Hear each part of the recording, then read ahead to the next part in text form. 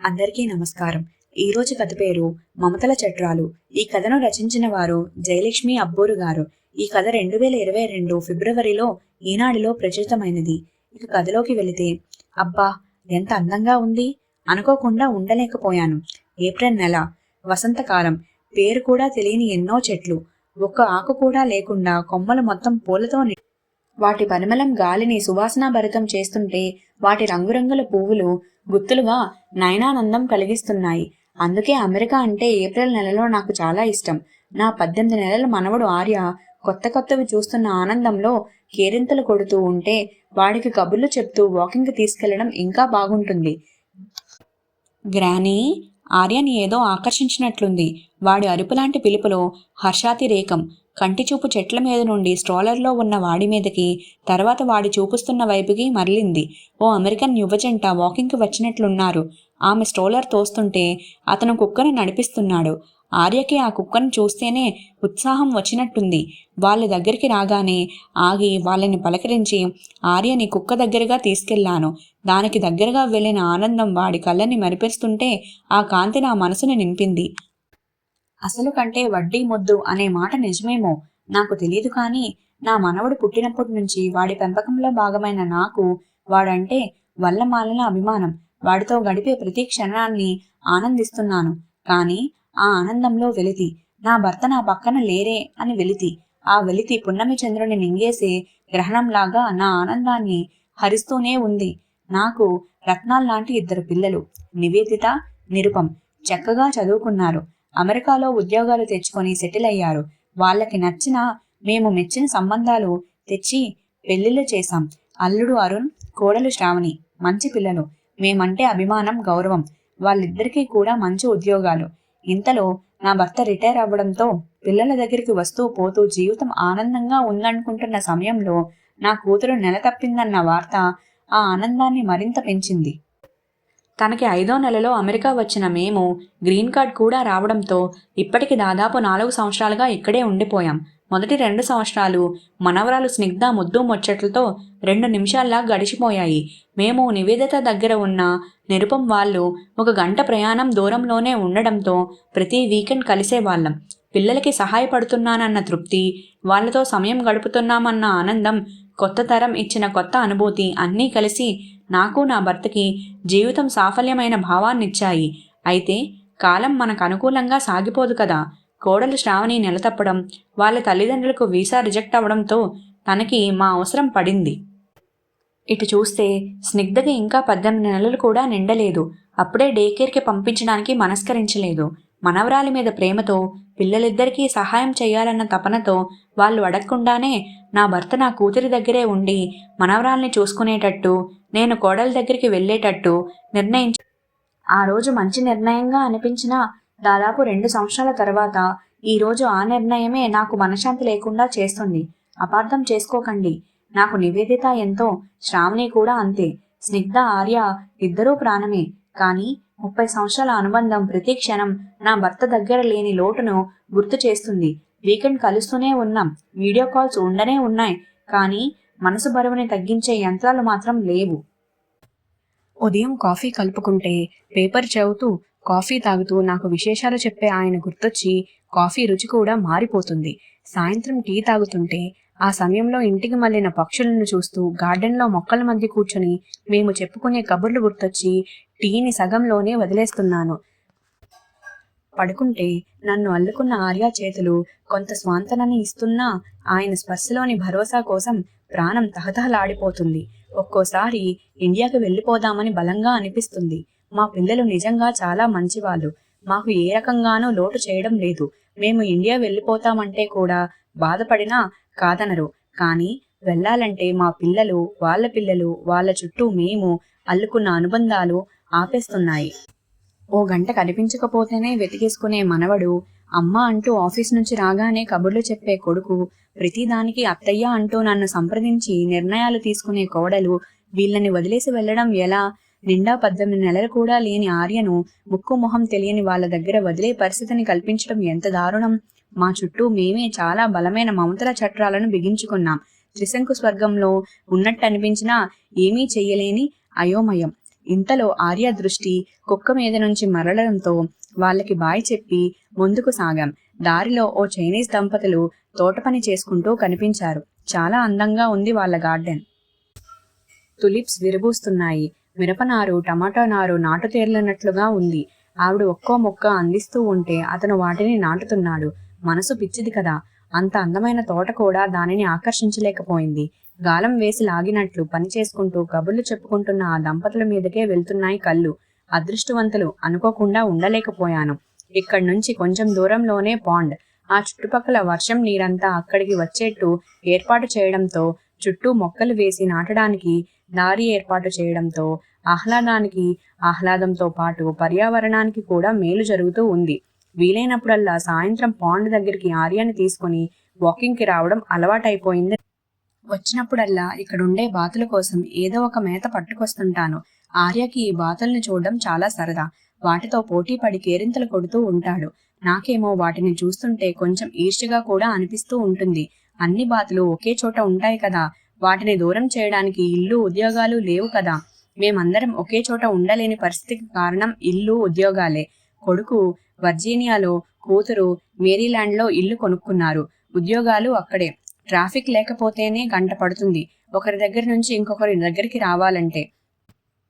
పోనీ మా భార్యాభర్తలం ఏదో ఒక చోట ఉంటాం, రెండో వాళ్ళు బిడ్డని మా దగ్గర వదిలి వెళ్ళమని చెబుదామనుకుంటే ప్రతిరోజు ఉదయం సాయంత్రం రాను పోను కలిసి 4 గంటల ప్రయాణం అవుతుంది. ఉద్యోగాలతో మిగతా పనులతో ఇప్పటికే సతమతమవుతున్న వాళ్ళకి ఈ కష్టం అదనంగా ఇవ్వాలనిపించలేదు. అలా కాక ఇద్దరు పిల్లల్ని మేము ఒక దగ్గర ఉండి చూసుకుంటాం, వీకెండ్లో వాళ్ళు పిల్లల్ని కలవచ్చు అనుకుంటే బిడ్డల్ని తల్లిదండ్రుల దగ్గర నుంచి విడదీసే పాపం చేయాలనిపించలేదు. అన్ని కారణాలు కలిసి మమ్మల్ని విడదీయడానికి కంకణం కట్టుకున్నా. దీర్ఘంగా నిట్టూర్చాను. ఇప్పుడు నివేదిత, నిరుపంలు స్థలం రిజిస్ట్రేషన్ కోసం ఇండియా వెళ్లారు. వెళ్ళి 2 వారాలయ్యింది. రావడానికి ఇంకో 4 రోజులు పడుతుంది. ఇంట్లో నిరుపం లేకపోవడం, దానివల్ల 2 వారాలుగా మా వారిని కూడా కలవలేకపోవడం వల్ల దిగులు ఇంకొంచెం ఎక్కువయింది. వాకింగ్ ముగించుకొని వచ్చి తలుపు తీస్తుంటే చప్పుడు వినిపించింది కాబోలు. అత్తయ్య, శ్రావణి వంటింటి నుంచి పలకరించింది. అప్పుడే వచ్చేసావా శ్రావణి? ఆర్యని స్ట్రోలర్ మీద నుంచి దించి వంటింటి వైపు నడిచాను. అవునత్తయ్య, ఫ్రైడే కదా, తొందరగా వచ్చే బుద్ధి అయ్యింది. ఈ టైంకి మీ వాకింగ్ అయిపోతూ ఉంటుందని మీకు కూడా పెట్టేశాను. టీ చేతికి అందిస్తూ బయట డెక్ మీద కూర్చుందామా అత్తయ్య అడిగింది శ్రావణి. ఆర్యకి ఆడుకోవడానికి కొన్ని బొమ్మలు తీసుకొని బయటికి వెళ్ళి కూర్చున్నా. నిరుపంతో మాట్లాడావా? పనులు అయిపోయాయా? రిజిస్ట్రేషన్ బాగానే అయిపోయిందంట.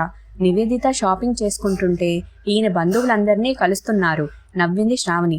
మీకు ఫోన్ చేయలేదా నిరుపం? ఆమె గొంతులో ఆశ్చర్యం. నేను రాత్రే మాట్లాడాను. రిజిస్ట్రేషన్ ఎలా అయిందో అని అడిగాను అంతే. అయినా అంత ఆశ్చర్యం ఎందుకు? ఎందుకా అత్తయ్య? మీ అబ్బాయి మీకు ఫోన్ చేయకుండా ఒక్కరోజు కూడా ఉండరు కదా. నేను కంప్లైంట్ చేయట్లేదులేండి నవ్వేసింది శ్రావణి. ఇంతలో డబ్ అన్న శబ్దంతో ఆర్య వైపు తిరిగిన మాకు బొమ్మల్ని ఒకటోటిగా కిందకేస్తున్న ఆర్య కనిపించాడు. వీడికి బొమ్మలు ఎక్కువైపోయాయి అత్తయ్య. ఈ ఆదివారం గ్యారేజ్లో సేల్లో పెట్టేద్దాం, అవసరం లేనివన్నీ. శ్రావణి గొంతులో చిరుకోపం ధ్వనించింది. గ్యారేజ్ సేల్ అంటే ఏంటి?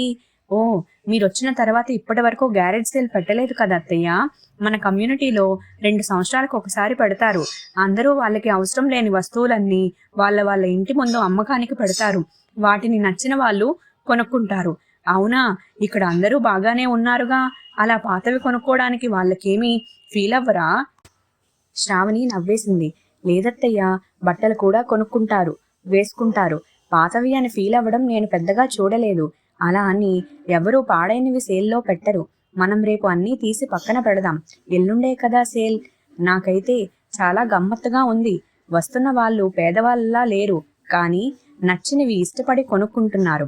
ఇక అవసరం లేదని పక్కన పెట్టేసిన అన్నిటినీ గ్యారేజ్ నుంచి, కాటేజీల్లో నుంచి సేకరించి తెచ్చి ఒక టేబుల్ మీద అమర్చి నేను శ్రావణి కుర్చీలు వేసుకొని కూర్చున్నాం. సగం వరకు అప్పుడే అమ్ముడుకు పోయాయి. ఇంకా అమ్ముడు పోవాల్సిన వాటిల్లో జంట కుందేళ్ల బొమ్మలు చాలా బాగున్నాయి. వాటిని ఎందుకు అమ్మేయడమో నాకు కూడా అర్థం కాలేదు. శ్రావణి ఏమో అవి మన ఇంటి డెకరేషన్కి మ్యాచ్ అవ్వవత్తయ్యా అంది. నేను ఇంక ఊరుకున్నాను. కానీ నా దృష్టంతా వాటి మీదే ఉంది. ఓ అమెరికన్ జంట వచ్చారు మా దగ్గరికి. చిన్నపిల్లల్లానే ఉన్నారు. ఆ అమ్మాయి దృష్టి కుందేళ్ల మీద పడింది. తన కళ్ళల్లో మెరుపుని చూస్తే తెలిసిపోయింది అవి నచ్చాయని. శ్రావణితో బేరం ఆడడం మొదలుపెట్టారు. బేరం తెగినట్టుంది. కానీ అదేమిటి, శ్రావణి ఒక్క బొమ్మే ఇస్తుందేంటి? శ్రావణి, ఒకటే ఇచ్చావేంటి? వాళ్ళకి ఒకటే చాలంట. కానీ మిగిలిన ఒక్క కుందేల బొమ్మని చూస్తే నా మనసు మెలిపెట్టినట్టు అయింది. అది బొమ్మే అని నాకు నేను చెప్పుకున్నా లోపల నుంచి తన్నుకొస్తున్న దుఃఖపు తెర ఆగట్లేదు. శ్రావణి, వద్దు, అలా విడదీసి ఇవ్వద్దు. కావాలంటే ఆ బొమ్మని ఫ్రీగా ఇచ్చేయి. నా గొంతులో ఎంత వద్దనుకున్నా జీర ధ్వనించిందేమో. శ్రావణి నా వైపు విచిత్రంగా చూసింది. కానీ వెంటనే లేచి ఆ బొమ్మని తీసుకుని అప్పటికే కొంచెం ముందుకు వెళ్ళిపోయిన వాళ్ళ దగ్గరికి వెళ్ళి అందించింది. వెనక్కి వచ్చిన శ్రావణి చూపుల్లో ప్రశ్నలు.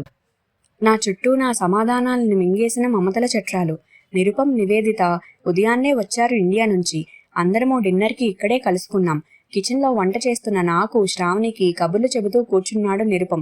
నా మనసంతా రాబోయే ఘడియల తాలూకా ఊహల్లోనే నిండింది. ఓ చిరునవ్వు చెప్పకుండానే నా పెదవుల మీద పరుచుకుంది. అంతలో డోర్ బెల్ మోగింది. పరుగున వెళ్ళి తలుపు తీయాలనిపించినా నా వయస్సు, నేను చూపించాల్సిన హుందాతనాన్ని గుర్తు చేయడంతో ఆగిపోయాను. నిరుపం వెళ్ళి తలుపు తీశాడు. గ్రానీ అంటూ వచ్చిన స్నిగ్ధ నన్ను అల్లుకుపోయింది. అమ్మా, ఐ మిస్ యూ అంటూ నా భుజం మీద తలవాల్చింది నివేదిత. వాళ్ళ వెనకాల వచ్చిన మా వారి ప్రేమ తన చూపులతోనే నన్ను చుట్టేసింది. చూపులతోనే ప్రశ్నలు, చూపులతోనే సమాధానాలు. నా వాళ్ళందరినీ చూసుకుంటుంటే మనసంతా నిండిపోయినట్లయింది. ఇది జీవితం, ఇది సంతోషం. దీన్ని ముందు 1000 సంక్రాంతులైనా చిన్నబోతాయి. అమ్మా, అన్నయ్య అయితే డిన్నర్ అయ్యాక చెబుదామన్నాడు, కానీ నేనాగలేను. రా, నీకు మంచి గుడ్ న్యూస్ చెబుతాను. చెయ్యి పట్టుకొని ఫ్యామిలీ రూమ్ వైపు లాక్కెళ్ళింది నివేదిత. రండి రండి, అందరూ ఫ్యామిలీ రూమ్కి రండి. మిగతా వాళ్ళను కూడా పిలిచింది. దానికంతా హడావిడే. నువ్వసలు ఆగలేవా? నేను నీకు చెప్పకుండా ప్లాన్ చేయాల్సింది. నిరుపం టీజ్ చేస్తూ వచ్చాడు. అది నా ఐడియా అయితే నాకు చెప్పకుండా ఎలా ప్లాన్ చేస్తావు? మాట పైన పెట్టుకోదు నివేదిత. అయినా మంచి విషయానికి వెయిట్ చేయకూడదన్నయ్యా. అమ్మా, నాన్న, గెస్ వాట్? మమ్మల్నిద్దరినీ చెయ్యి పట్టుకొని సోఫాలో కూర్చోబెడుతూ అడిగింది. ఏమిట్రా హడావిడి? మా ఆయన గొంతులో మురిపెంతో కూడిన చిరునవ్వు. దీనికెంత హడావిడో ఈయనకంత నిదానం. ఏమీ లేదు నాన్న, మేమిద్దరం ఇప్పుడుంటున్న ఇల్లు అమ్మేసి ఇక్కడ దగ్గరలో కడుతున్న కొత్త కమ్యూనిటీలో పక్కపక్కన ఇల్లు తీసుకుంటున్నాం చెప్పేసింది నివేదిత. అది చెప్పిన విషయం పూర్తిగా అర్థమవ్వకముందే, అమ్మా, నాన్న, వీఆర్ వెరీ సారీ. నా పక్కన నేలపైన మోకాళ్ళ మీద కూర్చొని నా ఒడిలో తలపెట్టుకున్నాడు నిరుపం. ఎందుకు నాన్న? ఆప్యాయంగా తలపైన చెయ్యేశాను. మాకు నిజంగా తెలియలేదమ్మా. మా అవసరాలు తీరిపోతున్న కొద్దీ అంతా బాగానే ఉంది అనుకుంటూ ఉన్నాం. ఇండియాకి వెళ్ళినప్పుడు భారతీ పిన్ని అంటేనే కానీ ఆ ఆలోచన రాలేదు. ఏమందిరా భారతి? నువ్వు నా దగ్గర, నాన్న చెల్లి దగ్గర ఉన్నారని తెలిసి, ఒరే, మీ నాన్న మిమ్మల్ని, మీ అమ్మని మిస్ అవుతారని ప్రమోషన్ కూడా వదులుకున్నారా? ఏ శుభకార్యాలకైనా వస్తే కలిసే వచ్చేవారు. అలాంటి వారిని మీరు పిల్లలై పుట్టి విడగొట్టారు కదరా అంది. నిరుపం గొంతులో పశ్చాత్తాపం తాలూకు జాడలు కనిపిస్తున్నాయి. ఏడ్చిందిలే, దాని మాటలు పట్టించుకోకు. తల్లికి సహజమైన ఓదార్పు వచ్చింది బయటికి. లేదమ్మా, శ్రావణి కూడా చెప్పింది నాకు. గరాజ్ సేల్ అప్పుడు కుందేల బొమ్మల జత గురించి నువ్వు ఎలా ఫీల్ అయ్యావో, మేమెందుకు మీ గురించి అలా ఆలోచించలేదో నాకస్సలు తెలియడం లేదు. తెలిసిన తర్వాత ఒక్క క్షణం కూడా మిమ్మల్ని అదే స్థితిలో ఉంచలేను. అమ్మా, మేము ఇండియాకి వెళ్ళినప్పుడు బంధువులంతా ఎంత బాగా చూసుకున్నా, అన్నయ్య నాతోటే ఉన్నా అరుణ్ని చాలా మిస్ అయ్యాను. మరి నువ్వు, నాన్న ఒకరినొకరు మిస్ అవుతారనే ఆలోచన ఎందుకో మాకు రాలేదు. ఇండియాలో అడగకుండానే ఉచిత సలహాలు ఇచ్చేస్తూ ఉంటారని చిరాకు పడేదాన్ని. కానీ మనకు సలహా కావాలనే తెలియనప్పుడు ఇలా అడగకుండానే ఇచ్చే సలహాలే ఉపయోగపడతాయేమో. నివేదిత గొంతులో ఆర్ద్రత. ఇల్లు ఇక్కడ కొంటే రోజు మీరు వెళ్ళి వస్తారా? కష్టం కదా తల్లి అడిగాను నివేదితాని. లేదమ్మా, అరుణ్ ఆల్రెడీ ఇక్కడ జాబ్ చూసుకున్నాడు. నేను కూడా తొందరలో మారిపోతాను. నీకు తెలుసా, అరుణ్కి ఈ ఆలోచన చెప్పగానే వెంటనే ఆచరణలో పెట్టేశాడు. ఇల్లు కూడా వెతికేశాడు. రేపెళ్ళి చూద్దామమ్మా ఉత్సాహంగా చెప్పింది నివేదిత. అవునత్తయ్య, పక్కపక్కన ఇల్లు, మీరిద్దరూ ఏ ఇంట్లోనైనా ఉండొచ్చు. మీరెక్కడుంటే పిల్లలిద్దరూ అక్కడే. మీకు సాయం కోసం ఒక అమ్మాయిని కూడా మాట్లాడాను. రోజు 3 గంటలు పనిచేస్తుంది మన దగ్గర. శ్రావణి తన వంతు సాయం అన్నట్లుగా చెప్పింది. చుట్టూ చూశాను. నా వాళ్ళు, నా భర్త, నా కొడుకు, కోడలు, నా కూతురు, అల్లుడు, మనవరాలు, మనవడు. అందరి కళ్ళల్లోనూ ప్రేమ, సంతోషం. నా పెదవుల మీదకి నవ్వుతో పాటు కళ్ళల్లోకి నీళ్లు కూడా చేరాయి. మా ఆయన కళ్ళు నా కళ్ళకి ప్రతిబింబంలా అన్నట్లు నా భావాన్నే ప్రతిఫలిస్తున్నాయి. ఒకరి కోసం ఒకరం ఆలోచిస్తే మమతల చట్రాలు కూడా అనురాగలతలకి ఆలంబన అవుతాయి, అవధుల్లేని ఆనందానికి ఆరామాలవుతాయి అని అనుకోకుండా ఉండలేకపోయాను. ఇంతటితో ఈ కథ ముగిసింది. ఇలాంటి మరెన్నో మంచి మంచి కథల కోసం ఛానల్ని సబ్స్క్రైబ్ చేసుకోండి. మీరేమన్నా కథలు వినాలి అని అనుకుంటే కమెంట్ చేసి తెలపండి.